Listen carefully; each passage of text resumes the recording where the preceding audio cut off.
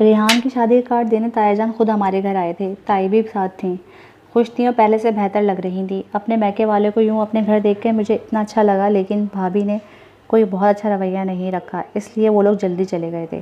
سلیم نے جانے کی حامی بھری تھی، لیکن عین وقت میں انہیں کوئی کام یاد آ گیا تو وہ جا نہیں سکے۔ میں نکاح پر نہیں گئی تھی تو ولیمے پہ جانا ضروری تھا۔ جب میں ولیمے کے لیے گھر میں لگائے شامیانے میں داخل ہوئی تو سامنے اسٹیج پر عروہ اور ریحان کو دیکھ کے میرا دل دھڑکا تھا۔ وہ چاند سورج کی جوڑی ہی تو لگ رہے تھے، دونوں سے نظریں نہیں ہٹ رہی تھیں، ساتھ بیٹھے خوش بھی تھے، مطمئن بھی دکھائی دے رہے تھے۔ وہ جگہ جہاں عروہ بیٹھی ہوئی تھی وہ میری تھی، جسے میں نے اپنے ہاتھوں سے سونپ دیا تھا۔ اب مجھے ایک لفظ کہنے کو کیا سوچنے کی اجازت بھی نہیں تھی۔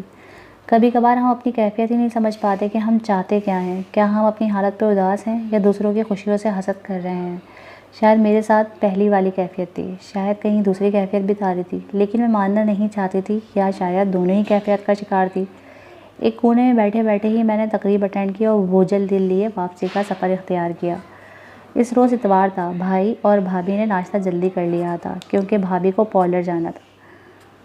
بھائی انہیں چھوڑنے گئے ہوئے تھے، سلیم انڈے دودھ لینے قریبی جنرل اسٹور تک گئے تھے، میں پراٹھے بنا رہی تھی، گیٹ کھلا ہوا ہی تھا جب مجھے اپنے پیچھے کسی کی سرسراہٹ کی آواز سنائی دی۔ میں چونک کر مڑی تو میرے پیچھے نادر بھائی کھڑے تھے۔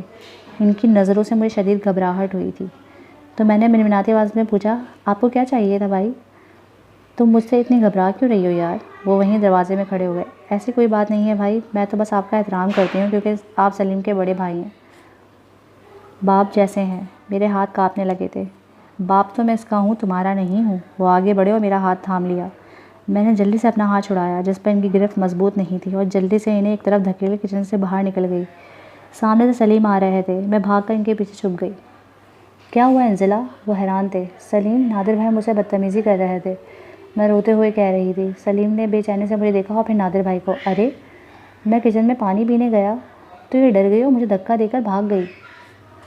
سلیم کو آتا دیکھ کے نادر بھائی جو کچن کے دروازے پر ہی ٹھٹک کر رکے تھے، کھسیا کر بڑی نرمی سے کہنے لگے، سلیم ایسا نہیں ہے۔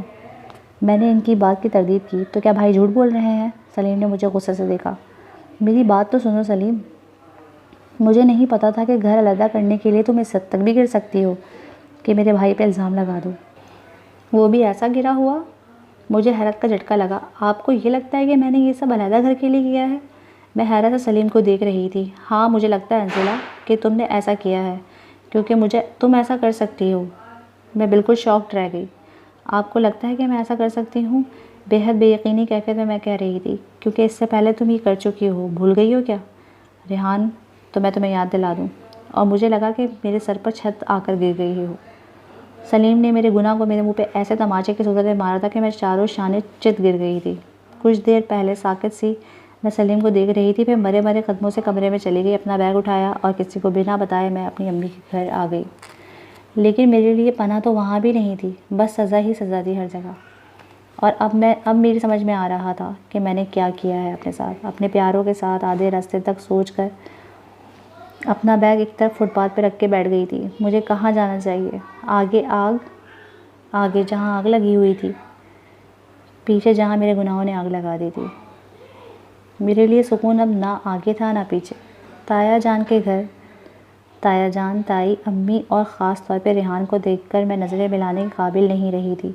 سلیم کے گھر جہاں میری عزت میرے جیٹھ اور جیٹھانی نے ویسے بھی 2 کوڑی کی کر دی تھی۔ کسی بھی جگہ کا انتخاب کرتی اذیت ایک برابر تھی، نہ کوئی چھوٹی نہ کوئی بڑی۔ سر پہ آسمان تھا اور نیچے زمین، لیکن میرے لیے پناہ اور سایہ کہیں نہیں تھا۔ اور پھر میں نے وہیں واپسی کا راستہ چن لیا، اپنے گھر کی واپسی کا راستہ، ریحان کے گھر جانے کا، جہاں سے میں نکل کر آ گئی تھی۔ مجھے وہیں تو رہنا چاہیے تھا جہاں رہنے کے لیے میں اس حد تک گر گئی تھی۔ اب مجھے کیا حق تھا کہ میں پھر سے تایا جان کے سر پہ جا کر بیٹھ جاؤں؟ مجھے اپنے شوہر کے گھر ہی رہنا چاہیے تھا، جس کی چاہ میں نے کسی کی زندگی خراب کر دی تھی۔ آج میری پھپھو کی بیٹی کی شادی ہے، جس میں شرکت کے لیے میں ملتان آئی ہوئی ہوں۔ میرے بالکل سامنے ریحان اپنی بیگم کے ساتھ بیٹھا ہے، اس کی گود میں 2 سالہ بیٹا ہے جسے وہ تمغے کی طرح اٹھایا ہوا ہے۔ اس کی بیوی پہلے سے بھی کہیں زیادہ خوبصورت اور حسین لگ رہی ہے، اور وہ خود بہت ہینڈسم ہو گیا ہے۔ شاید اسے عروہ کے ساتھ نے ایسا بنا دیا ہے۔ امی نے بتایا تھا کہ اس کی حال ہی میں ترقی ہوئی ہے، وہ کمپنی میں ایک اچھی پوسٹ پر اپوائنٹ ہوا ہے۔